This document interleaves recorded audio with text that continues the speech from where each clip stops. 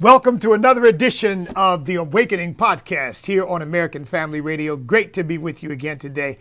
Thanks so much for listening and thanks for your support for American Family Radio and the entire family of organizations under the aegis of the American Family Association. And I'm grateful to God to be a part of the family, and thank you for being a part of it too. Your prayers, your contributions, all that you do to make it possible. So grateful. Now, we've got a lot to talk about. I first want to begin, of course, with the memorial for Charlie Kirk. And there's several things to be said about this great memorial. I'm sure some of you were able to watch it from beginning to end. It was rather long. I could not do that, but I've certainly seen portions of it. And I'll tell you, it was profoundly moving on several levels. You know, I really do believe that we are in a time of awakening in our country. And this to me is another confirmation of that. Even though it's the result of a terribly tragic event, an evil event, a murderous event, which God did not engineer. You know, I don't believe that God causes these things to happen. I believe that God uses evil that people will do and turns them to good for those and through those who will allow themselves to be used by God in the midst of that evil to bring something good out of it. God is not the author of confusion or tragedy or chaos or hatred or murder or evil, but God is the one who always reaches in and seeks to bring grace out of the tragedy. Ephesians chapter 1 verse 11 says he works all things according to the counsel of his will. It doesn't say all things are his will. It says he works all things according to the counsel of his will. And it says in Romans 8:28, for we know that all things work together for good for those who love the Lord. In fact, Erica Kirk quoted that very text in her remarks. I think it was really in her statement prior to the memorial. All things work together for good for those who love the Lord, for those who are the called according to his purpose. That's the name of my church. My church's name comes from that verse, the called. We are the called church from Romans 8:28, because we believe we are the called according to his purpose. Not us only, of course, but that's what we as Christians are. We are the called according to God's purpose. So the first thing I want to say about the memorial is really a broader statement than just regarding the memorial, but the memorial is included. This has been pointed out over and over and over again. For those who are willing, and I'm talking about now people who don't particularly agree with you and me, but for those who are willing to look at the facts on the ground, for those who are willing to see reality for what it is, we will notice that even though someone we deeply admired, supported, who we believe has made an immense contribution to our country, to the body of Christ, he was villainously and shamefully and brutally murdered. But the response has not been riots in the streets. The response has not been looting. The response has not been expressions of hatred, even toward the man who did it. In fact, again, Erica Kirk made it a point during the memorial to say, I forgive him. I forgive him. For the honest people who are willing to step back and look at that and contrast that, Charlie Kirk was no criminal. He was no a person accused of any wrongdoing. People didn't agree with some of the things that he said. Some people didn't agree with anything he said pretty much, but he was certainly not accused of being a criminal or being a wrongdoer.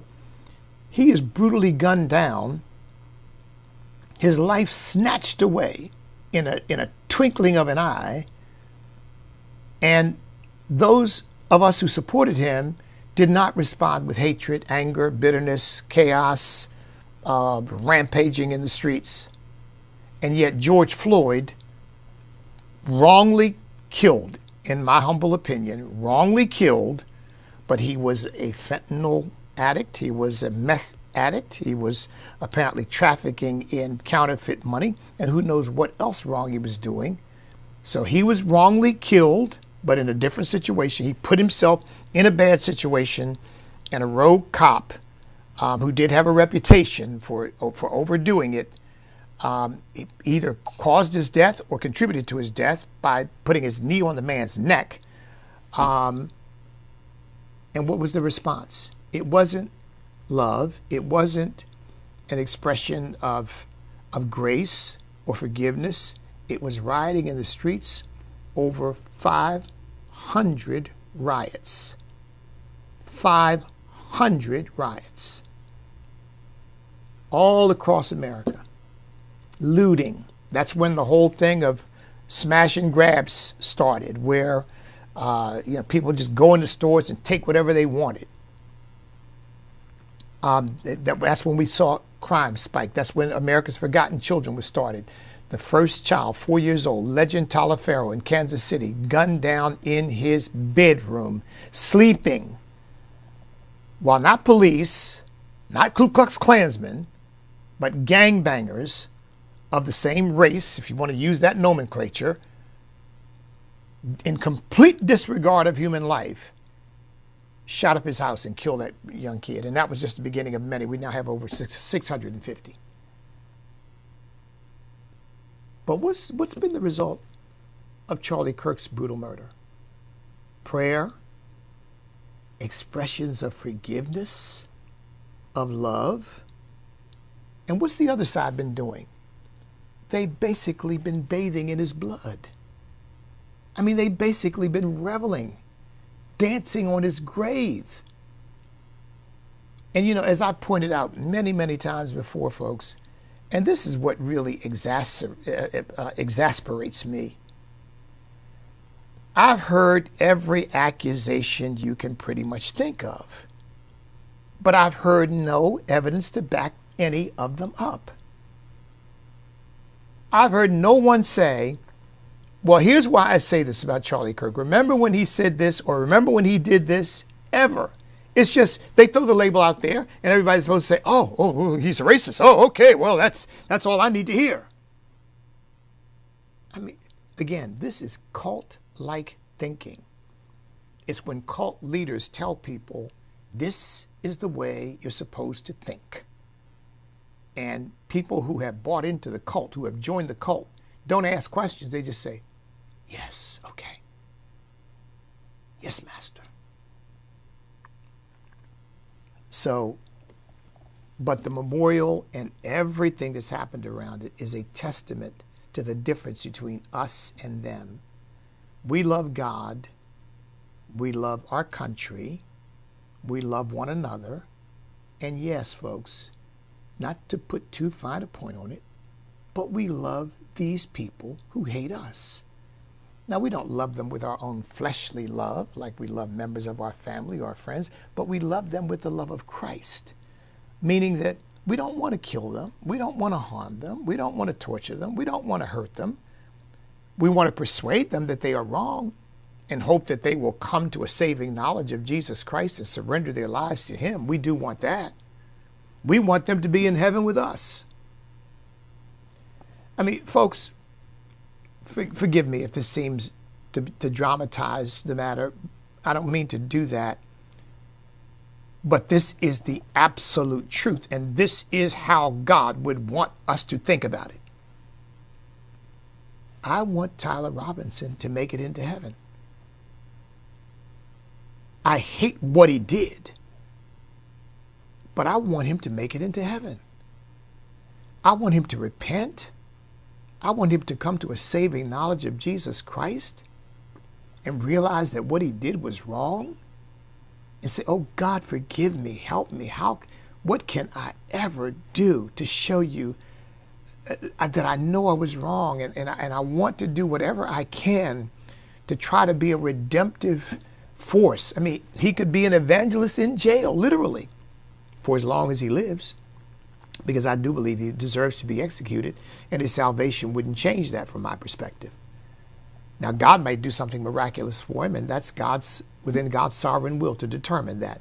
But as an earthly matter, he deserves to be executed, in my view. And even if he got marvelously saved, that would not change.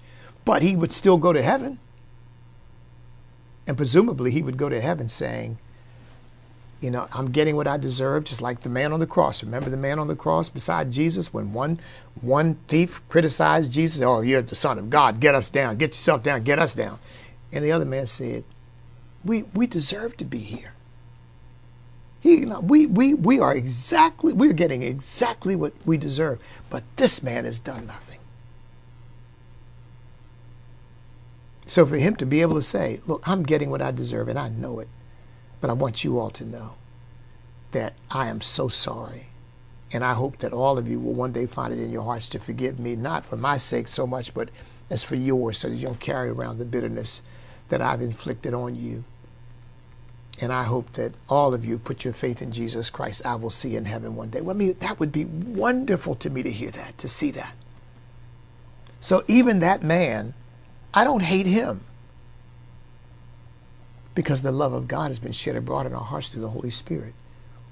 So if the Jimmy Kimmels of the world and the well, you name whatever the nutcase actors running around celebrating this like some wonderful thing has happened and they're glad about it. If they would really look at this honestly, they would say, well, you know what, I have to admit, boy, those people did have a different reaction than the people on our side would have. Because look, man, they're expressing forgiveness, they're expressing love, they're being peaceful, they're singing hymns, they're reading the Bible and so forth. I mean, yeah, what is that all about? And who knows, some of them just might get saved because of the reaction that they see in us. You know, you all may have heard this before. I don't think I've talked much about this, although I've alluded. When I was in the military, when I was in the Marine Corps, stationed at Naval Air Station South Weymouth, there was a young man who was stationed with me. His name was Terry Laser. I got orders to go to Okinawa, and I was married with one child. We were living in town, because obviously at that point I'm a Marine corporal. I didn't have to live on the base, but of course I had to report for duty every day, and sometimes I had to stay on the base for weekends, because we were training reservists at that time. But Terry and I had the same MOS. We were ANTPQ radar technicians. We were responsible for maintaining, dismantling and reassembling a mobile radar that was designed to be used in the bush to help planes drop bombs out of the reach of ground-to-air missiles and mortars. So I got orders to go to Okinawa, and Terry Laser went to our commander and said, well, why are you sending Jackson? Because he's married and he's settled here, and I'm not. I'm single and I want to go. Well, as it turned out, there was a rule in place at the time. I didn't know about it when I got the orders, that if a person of the same MOS and the same rank volunteered for a set of orders that were assigned to someone else, and that other person was willing to relinquish those orders, then that person would get first preference. And so Terry Laser got the orders and went to Okinawa, and I did not. I stayed. We were living in Quincy, Massachusetts at the time. Well, Terry Laser was a born-again believer at the time, and I was not. As again, forgive me not to put too fine a point on it, but since this is something that sadly we still have to address, Terry Laser happened to be white. Of course, I'm black. But Terry Laser and I got to be friends, and he took those orders. And he was a born-again believer who, when the rest of us were doing things that salty Marines who weren't saved at all would do, Terry would sit over in a corner reading his Bible. And I can remember the impression that made on me. Why isn't he drinking? Why isn't he cursing? Why isn't he doing, what's so different about him? And he just would quietly read his Bible. And I remember I came home one day. I will never forget it, folks. I will never forget it. I came home one day and I told my wife, I said, you know, I look at Terry Laser and I realize if I ever really want to get my life together, I need to become a Christian. But I didn't know what that meant entirely. I really didn't. Even though I'd been grown up in the church when I was a foster child, I'd been placed in foster care. My foster parents were Christians to the best that they knew how. They didn't really teach me anything about salvation or anything like that because they were illiterate people, and I just think they didn't know anything about evangelizing or leading a child to Christ, which might have happened if they had known, but they didn't. And so I got baptized at the age of 9 years old, and I went through all the motions and sang in the choir and did all of that, but I wasn't a bit more saved than the man in the moon. But Terry Laser made an impression upon me which I never forgot. So I came home, told my wife that. You know, it's one of those moments that you don't forget and you don't realize the significance of it. What was happening is God was working on me. You know, I don't ever remember Terry saying, you know, hey, Earl, you need to be saved. You need to, you know, brother, you need to, you know, you need to follow Jesus. He would just quietly live out that life in front of me and live in a different way than I was living. And it had an impact. Well, Terry died on those orders that he took. He never came home. I went by to see him after I got out of the Marine Corps because, I mean, I considered Terry a dear friend at that point.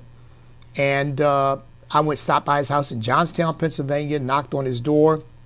Mother answered the door, and I said, hey, I'm a friend of Terry Laser's. I said, I wanted to stop by and see him. I just got out of the Marine Corps. And she said to me, I almost fell off the stoop. She said to me, Terry's dead. I said, what? Dead? What? You know, again, it's one of those moments I remember. I couldn't, what? How could Terry be dead? I mean, he and I were basically the same age. Dead?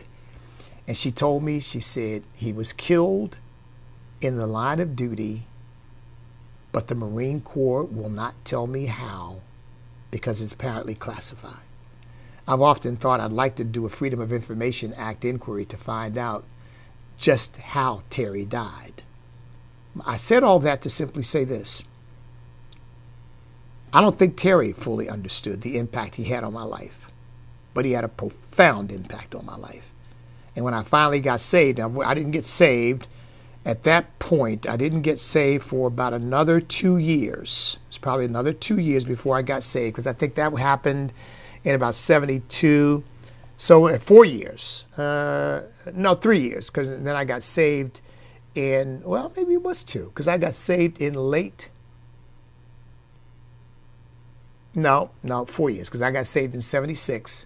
And that was somewhere around 72. So about 4 years later, I finally got saved. I said all that simply to say, people are witnessing the response to Charlie Kirk's death, and it's having impacts on people that you and I don't even begin to know, just like Terry Laser didn't know the impact that the way he was living and the way what he did had on me. And then the fact that he died doing it, you better believe that had an impact. And I think that's one of the things that God used to show me, son, race doesn't matter. That's not the issue. Who cares? You human beings are all hung up on that. I made you of different varieties and different appearances and different looks depending upon where I placed you in the earth. But that means absolutely nothing. That's all superficial. That's all earthly. That's all fleshly. What matters is the spirit. Terry Laser was my brother. I just didn't know it. And fortunately, my father, thank God, my father never imbued me with all that, the white man this and the white man that, and I never heard all that garbage growing up. I'm so grateful to God for that. That wasn't just, now I picked a lot of that stuff up in the 60s, but once I got saved, God just literally just rang that stuff out of me and said, son, that's all born of sin. That's all sinful thinking. And as you all know now, I am an unrelenting warrior for dispensing with all this racial thinking. You and I are simply human beings. We have different physiological appearances within certain demographic groups and beyond certain demographic groups. But all of that is superficial. None of that really matters. What matters is our character. That's what matters. So my prayer is that this will have an impact far beyond anything you and I imagine right now. So I really believe that we are in an awakening period in our country, and we just need to keep praying and asking God to just, Lord, let it work, let it go, let it move forward, Lord God, with great haste and great speed and great impact on this country. Now, here's another thing I want to mention. I was told by my good friend Bill Federer. You all probably know who Bill Federer is. Bill Federer is an American historian. He's a world historian, really. He's the author of over 20 books. One of the most sought after speakers in America, certainly on the Christian conservative side. He went to the memorial service because he had become a good friend of Charlie's. He met him through his pastor, Rob McCoy. In fact, he had recently been on a trip to Seoul, South Korea with him and Rob. I think they spent about a week in Seoul, South Korea. I heard Charlie mentioning that and mentioning all the things he had done in 1 week, and it was really kind of amazing. You'd think, well, is this guy 2 or 3 people or what?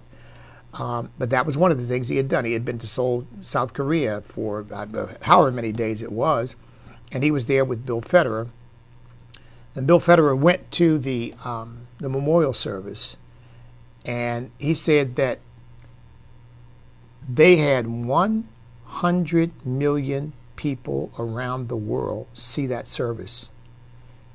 And the gospel of Jesus Christ was presented, and they believe that the gospel of Jesus Christ was presented to the largest single crowd that had ever heard the gospel all at once in the history of the world.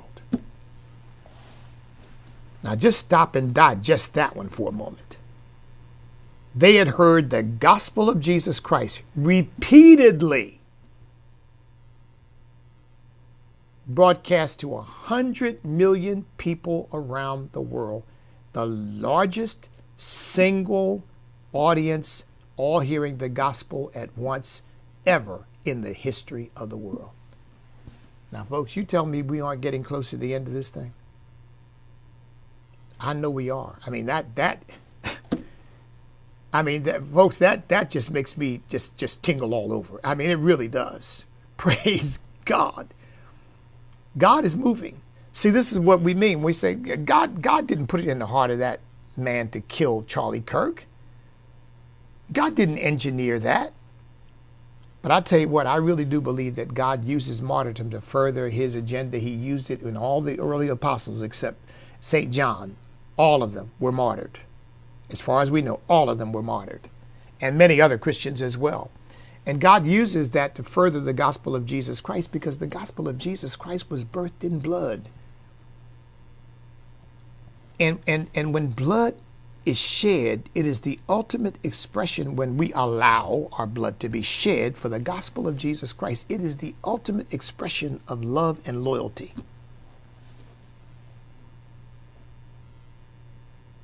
Charlie Kirk is really a Christian martyr. There's no question about that.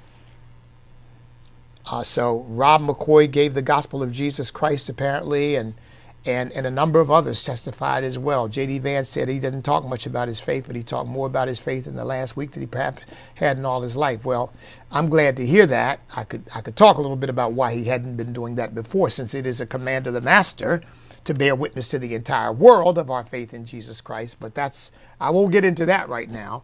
But at least he's now talking about it. And he needs to be talking about it because he's got a Hindu wife and she needs to be saved. Got to get that in. And I don't mean that. I don't say that to be snarky. I'm being very sincere. and very, very honest, very forthright. I've talked about that issue in the past. It's been a long time since I brought it up, but to me, that is an issue. Because, let me stop there. So, here's what I want to. I want to ask something of you all.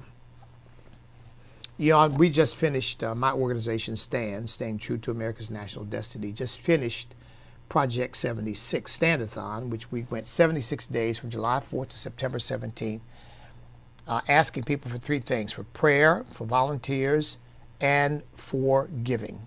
Okay, prayer, volunteers, and give. Pray, volunteer, and give.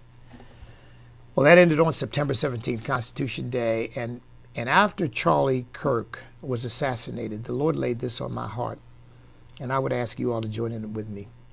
I've been thinking about this for a while, and then it kind of changed my mind, but then the two things got married: Charlie Kirk's assassination and Constitution Day, and I thought, we need to make Constitution Day a federal holiday. We need to make Constitution Day a federal holiday, and I said there are three reasons why we should do that, at least three. Number one, it's unifying, because the Constitution is the governing document of our country that applies to every American. And we need more unity, clearly. And then, it'd be interesting to see if that began to go somewhere, how many people would oppose that. Oh, we don't need that. I'd be curious to see who would oppose that. I think as a way of honoring Charlie Kirk, making it a federal holiday in honor of Charlie Kirk's life, who really, in my view, was also a martyr for constitutional principle, because he was out there engaging. He was out there debating. He was out there talking to people who don't normally have anybody come to them. I say the same thing is true in the black community, and I really have a vision. I've always had it, but it's crystallized with Charlie Kirk's tragic death, to go into the black community and do what he did for the college community, which is to engage people and say, okay, you believe all this stuff. Now explain to me where that comes from. Prove it. Show me your evidence. I will make my case to you, why I believe the way I believe, why I am patriotic, why I love this country, why I don't believe in racial categorization and division. Why I think that's not a healthy way to live, and it's not a healthy thing for a country. It's not going to be good for you, for your children, for your children's children, until Jesus comes. And it's not God ordained. It is a preoccupation with the flesh that produces it. I'll debate the whole thing. I'll debate slavery. I'll debate America's racial history. I'll talk to you about all of it. Let's go. Let's have a friendly discussion about it. And I don't mind people getting animated, but it's not violent. You say whatever you want to say. Oh, E.W. Jackson, you're a sellout. Okay, fine. How does that advance the argument? Tell me how you just made your case by calling me a name and labeling me. And as I've said before, I have dedicated my life to the notion that we must cease killing unborn babies. My organization has a proposed constitutional amendment that recognizes life and personhood at conception. 36 to 40% of the babies aborted in America are black babies. In New York City, my understanding is, unless this has changed, more black babies are aborted than are born. I'm dedicated to saving those babies. You got a bunch of so-called self-appointed black leaders who are dedicated to helping Planned Parenthood and the abortion industry kill them, and yet I'm the sellout? I'm the sellout? I love to have that debate. Oh, bring it on. Because I'd love to have some so-called black leader explain to me why killing black unborn babies makes you a more authentic leader than the person who has tried to defend their lives and give them a chance to live the same way I've had a chance to live. I'll tell you what, I have no doubt who's going to win that debate. I had that debate with a group of students at Hampton University some years ago. I was invited up there to speak to a group of students, and I made the case for pro-life, in that group of students. And when they left, folks, I did probably 50 students in the class. When they left, all but 2 left agreeing with me. One was studying nursing, and she had a friend with her, and she wanted to stay and argue with me. But again, she had no substance to the argument. I just thought she's just mouthing stuff somebody told her. But everybody else, when I made the case of what this was doing to the black community, and these were all black students, they kind of, you know what?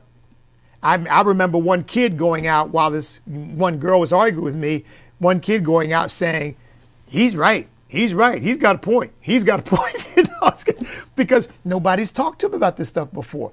I would love to do that. I would love to do that. It's going to take resources to do it, by the way. But I'm believing God for the resources to do it.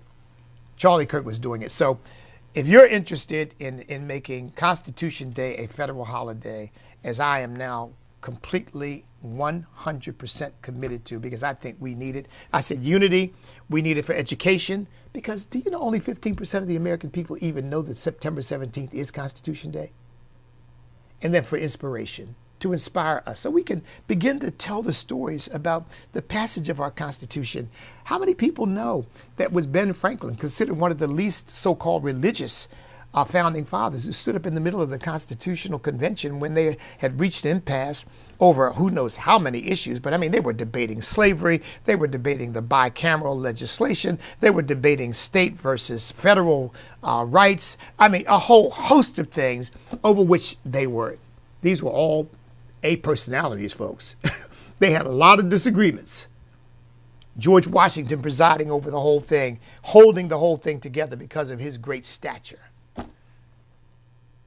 And in the middle of all of that really chaos, Ben Franklin stands up and says, you know, the older I become, the more convincing the more convincing evidence I see of this truth, that God governs in the affairs of men. And if a sparrow cannot fall from the sky without his notice, is it probable that an empire can rise without his aid? Say, we read in the scriptures, unless the Lord build a house, they labor in vain that build it. He said, I believe this, and I am convinced that without his concurring aid, I'm paraphrasing and shortening this, but without his concurring aid, we will have no more success in building this house than they were in building the Tower of Babel. And that he called for prayer in these meetings. And of course, we know that was on May 28th, if I'm not mistaken, of 1787. And we know 4 months later, just about, they walked out with the Constitution of the United States, the most successful governing document in the history of mankind. I mean, how many people know, for example, that Gouverneur Morris, who wrote the preamble to the Constitution, was the most avid anti-slavery founding father in the Constitutional Convention, and according to what we know, was also the most vocal.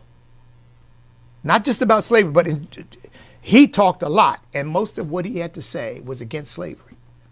And they chose him to write the preamble to the Constitution. Now, what do you think that says about the founding fathers? I think what it says is they knew we can't end slavery now. We can't get rid of it now. But here's a symbolic gesture to say we know we're going to have to, because they chose as the man to write the preamble, the man who was the most advocate, the most aggressive and vocal advocate of ending slavery. And what were the first words? When you think about that, when you know that, and you read the words of the preamble, knowing his mindset, that was the preoccupation of his heart. And he says, we the people of the United States, in order to form a more perfect union. Yeah, I believe when he said that, to form a more perfect union, I really believe that it was in a very subtle way, without rankling Georgia and South Carolina, who were the most avid pro-slavery states at that time, without rankling them, he was saying, we've got to get rid of slavery. And this Constitution is the first step in that direction. And of course, you know, they compromised and decided that the slave trade, the cross-Atlantic slave trade, would end in 1808. They gave it 20 years. But you say, well, why didn't they give it 1 year? Because they could not hold that coalition together and take any aggressive steps against slavery, because Georgia and South Carolina would have pulled out, and now you don't have one country, you have two or three. So, I mean, I give the Founding Fathers a great deal of credit for dealing with the circumstances at hand. So Gouverneur Morris, that was not his title, that was his first name, Gouverneur Morris, wrote the preamble to the Constitution. There's so much wonder and majesty and nobility in what the Founding Fathers did. And yes, many of them owned slaves. Gouverneur Morris, by the way, inherited slaves from his father, who was a very wealthy landowner. But Gouverneur Morris, being an avid opponent of slavery, took to buying slaves for the purpose of setting them free. He took his money and would buy slaves and then set those slaves free. Because once he owned them, then he could give them manumission. He had the authority to do that. Boy, I mean, it'll be wonderful to have Constitution Day as a federal holiday. And then, of course, it gives pastors, it gives people, it gives families a reason to talk about the Constitution, a reason to educate ourselves about it, a reason to better understand it. So if you're interested in trying to help me do that, we don't have a petition or anything yet. We're going to start with a letter writing campaign.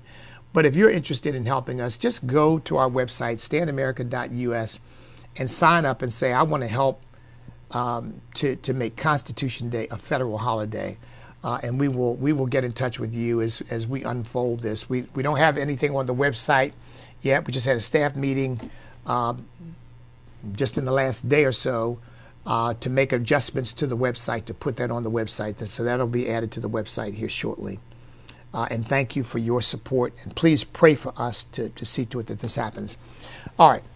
Because I think it'll be a great thing for our country. I really do. It'll add, well, I mean, we've got the flag. We've got July 4th. We've got really the flag in July 4th and the Star Spangled Banner. Let's add Constitution Day. Let's add Constitution Day. Because, you know, the Declaration of Independence is one thing, and it's wonderful because it made us an independent country. But we didn't have really a governing system at that point. We had a loosely knit Articles of Confederation, which the Founding Fathers understood very quickly. It was barely enough to get us through the Revolutionary War. And after the Revolutionary War, they realized very quickly it was not going to sustain us or allow us to become strong as a nation. They needed something that would centralize the national government while maintaining a level of sovereignty for the states as well, and securing what the Declaration declared to be the liberty and rights of the people given by God. So I think the Constitution of the United States is a brilliant document. And look, you don't have to take my word for it. 238 years of its existence says it was a brilliant document. You know, so I don't think one can even argue the case otherwise. Okay, let me deal with the last issue I want to deal with before I go. And that is this. We also have created something during that period. You know, God really ministered to me during that period and gave me some ideas. This Constitution Day as a federal holiday is one of them. The other is the movement to deracialize America. The movement to deracialize America, because you all know that the biggest single slanderous lie against Charlie Kirk, dishonoring and disrespecting that man's heroic death, in my view, because he didn't have to be out there doing that. He didn't have to put himself, I mean, he knew he had threats against him. He didn't have to put himself out there to do that. But his willingness to do so, and then having people denigrate that by calling him a racist. I mean, Jasmine Crockett's her real name, but she's, you know, Charlie Kirk, Charlie Kirk spoke against black people. Charlie Kirk was trying to roll back the rights of black people and the rights of women. And folks, I'm not laughing because that's funny. It makes me laugh because it's just so stupid. I mean, it has no relationship to reality whatsoever. Charlie Kirk had a bustling, growing movement before his death, which has now multiplied exponentially since then. And I never heard a single word out of Charlie Kirk or any of the people I knew who knew him well that in any way suggested any interest whatsoever, any racist motivation whatsoever, or any interest whatsoever in rolling back the rights of black folks. Now, like me, he's against DEI, and I'm against it too. I was telling my family, it was with some of my family members, and I was talking about this idiot Secret Service, head of the Secret Service, who refused to put agents up on the roof that President Trump's would-be assassin climbed up on because it was a slanted roof and she thought it would not be safe for agents. And you just want to say, what? And I said to my family, I said, well, that's what you get with DEI. When you start choosing people on the basis of race or gender rather than competence. I said, I was ready to fire her myself. Because how can you be that stupid? You've got agents whose sworn duty it is to give their lives, if necessary, in order to protect the President of the United States. And you're going to tell me you don't want to put an agent up on a slanted roof because you think that might be unsafe for the agent? Now, either you're a part of this thing, and I'm not suggesting that, but it's either that or you're just so famously incompetent that you don't know how to come in out of the rain. You don't need to be head of the Secret Service. So yeah, I'm against DEI, against it. I'm against all affirmative action that deals with race norming and quotas and all of that because it doesn't allow people to earn their way. It gives them something to which they are not entitled, as opposed to they're earning something to which they are then entitled because they've earned their way there. But am I racist too, I guess? Well, maybe. I guess from their perspective, I am. But that's a lie out of the pit of hell against Charlie Kirk, and it's a lie out of the pit of hell against me too. Or whatever else they want to call me, because my darker skin makes it harder to call me a racist, because after all, in their view, black people can't be racist. That's another lie. Racism is a matter of the heart. So no, because racism is a matter of power and black people don't have power. Well, I got news for you. There's a whole lot of white people, brown people, Asian people, whatever, who don't have power. That doesn't mean they don't have animus in their heart against some other person because of whatever, their ancestry, their background. When I was in law school, I met people who were of British descent who hated the Irish. First time I'd encountered that. Because to me, I just didn't know anything about that. But I mean, I met people who had real hatred against Irish people. That historic conflict between the British and the Irish. And I thought, wow, man, that's interesting. Because then I probably thought more like Whoopi Goldberg. Well, that's just white folks fighting white folks. I mean, it's just so stupid. But at least that was ignorance for me. But now that was part of God's educating me to realize, see, son, it's not the skin, it's the sin. My goodness, you know what, folks? So at any rate, the movement to deracialize America, meaning what? To get rid of all these racial classifications and to see ourselves as Americans and individuals, and that's it. I think it's more important to measure how many men there are versus women, only because that goes to the ability of the country to reproduce itself, and that's a real issue. But in the end, why do we care? If you are a faithful, loyal American, why do we care what the color of your skin is? I mean, the reality is 70% of Americans are still people of European ancestry. And frankly, but But for the Democrats trying to change that, not because they're really interested in anything they call racial justice, but because they simply think that by buying people's way in and then buying them off when they get here, they're going to have a permanently loyal voting class that they can then use to get and keep power. That's all that's about. They could care less about these people. But I don't see the demographics of the country significantly changing without that. And I think that's what the whole illegal immigration, open borders policies were about. It's about trying to change the demographics of the country to their advantage.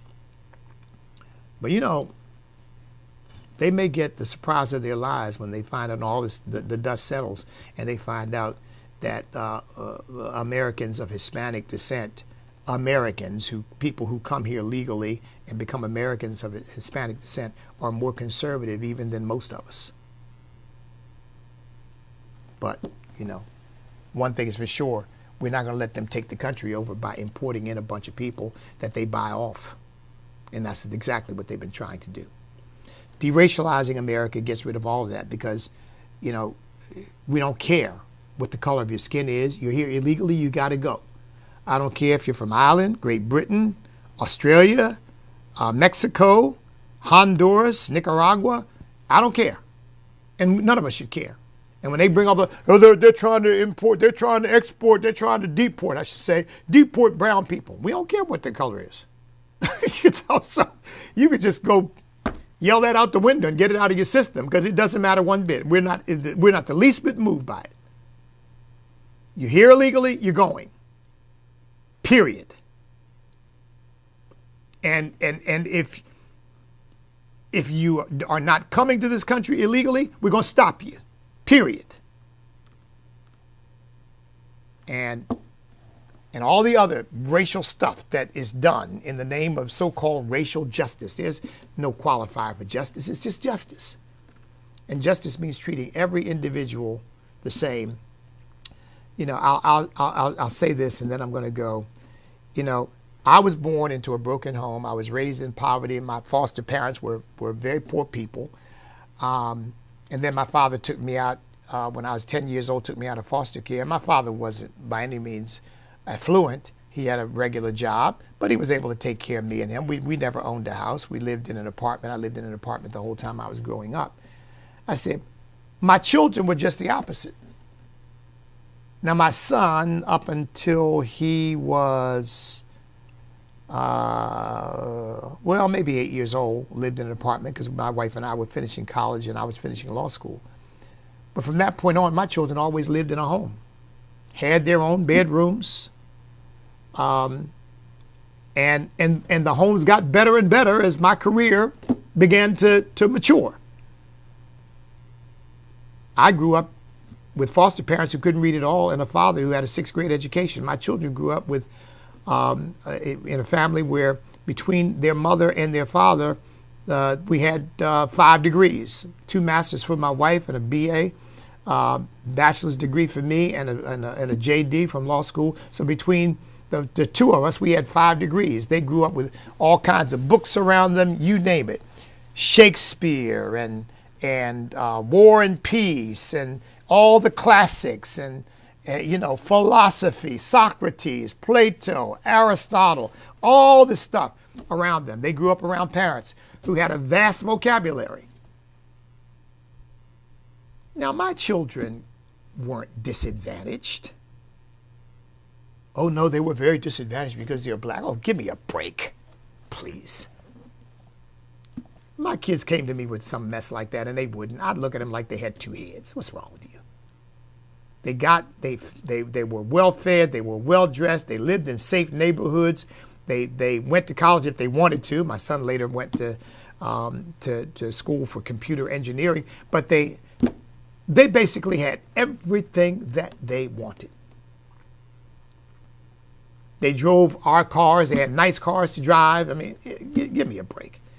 As opposed to the kid who happens to be white, maybe lives in in an Appalachian region that is beset by a poor economy and a lot of prescription drugs and methamphetamines, and a mother or father gets all caught up in that, and that kid's got to try to navigate all that and deal with all that. I mean, you get a little bit of that with J.D. Vance's Hillbilly Elegy, which I thought was a great book, by the way.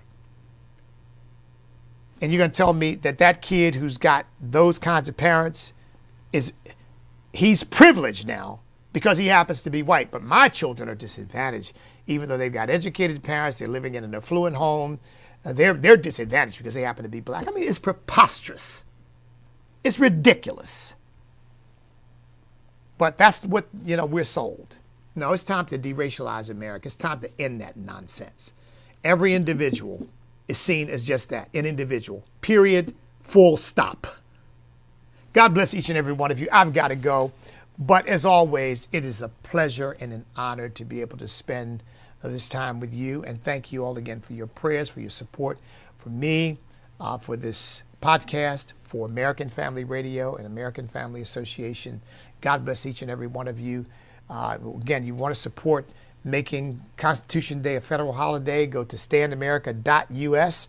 And just tell us you want to help out in whatever way you can, and we'll be getting back to you probably in the next few weeks. But in the meantime, stand up, step up, speak up, refuse to back up, because we cannot be defeated if we will not quit, because we are on God's side. God bless everybody.